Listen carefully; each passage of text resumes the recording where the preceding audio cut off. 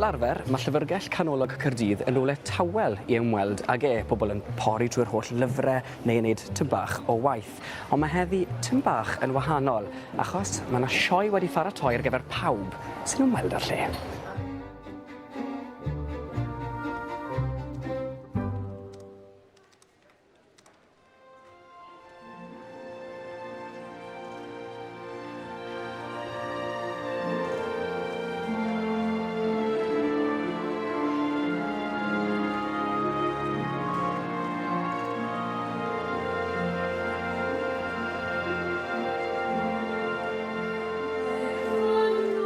Wedd wir, dyma aelodau o Corglanaethwy roi sypreis i'r bobl yma drwy gynnal Flashmob.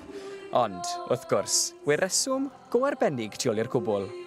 Y prif amcan, wrth gwrs, ydy godi ymwybyddiaeth bod yr Champions League, yr ffeinal yma mewn 100 diwrnod i heddiw. A felly cyhoeddi y 100 diwrnod yna o gwmpas Caerdydd ydyn ni heddiw. Fi'n credu bod e mor bwysig rili gael digwyddiad fel y rownd derfynol o'r Women's Champions League yma yng Nghaerdydd, oherwydd dyn ni wedi wneud lot o waith i sicrhau bod y gêm i fenywod ac i ferched yn tyfu dros y blynyddoedd, a nawr bydd y pinnacle o'r gêm menywod yn digwydd yng Nghaerdydd ac yng Nghymru, so mae'n achlysur arbennig iawn. It's probably the biggest female club competition in the world, and the fact that my young internationals now can witness that and see that event live is going to be absolutely fantastic to inspire them, hopefully, to reach those levels in the future. Beth chi'n meddwl o syniad o Flashmob i groesawu fe i Gaerdydd? Wel, mae'n gyffroes iawn wrth gwrs. Da ni'n dechrau hefo un o'r caneuon ganon ni ar Britain's Got Talent, sef y weddi. A wedyn, da ni'n mynd i ganu can wedyn, can Gloria Estefan ydy hi o 1997. Da ni'n ymarfer lot fawr, a da ni'n rhoi cant i bob ymarfer. Oedden ni'n gwybod sut fysa gwyneb o pawb, felly oedden ni jyst fatha'n darllen, wedyn oedden ni'n gweld gwyneb o pawb jyst yn sbio rownd, ac oedd o'n teimlo da. Oedd yn brofiad ffantastig i gweld gwynebau pobl yn gweld ni'n canu, oedd o'n jyst yn ffantastig.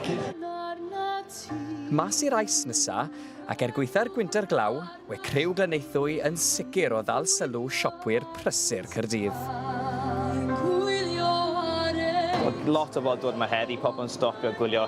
Mae'r ymwybyddiaeth am y diwrnod nawr o pawb yn gwrdd amdano yma yng Nghaerdydd, felly dylai fod yn digwyddiad grêt. Nes i rili joio gwneud Flashmob y glaw, ond oedd o'n brofiad newid, da ni rioed i gwneud Flashmob o blaen, felly oedd hi'n braf cael neud o allan o fan hyn yn yr awyr agorad off y llwyfan, felly na, oedd o'n braf. Bod o mor anhygoel i fod yn rhan o rhywbeth mor fawr i Gymru. Mae'r gêm wedi tyfu lot, a mae llawer o gyfleoedd i bob ferch ledled Gymru i cymryd rhan, a mae'n pleser rili i ni yn bersonol i gweld y rownd terfynol yn cael ei digwydd yn y prif ddinas Cymru. Cardiff has an excellent facilities, stadium, atmosphere, and also giving the flavour of what the Welsh team did in the Euro last year.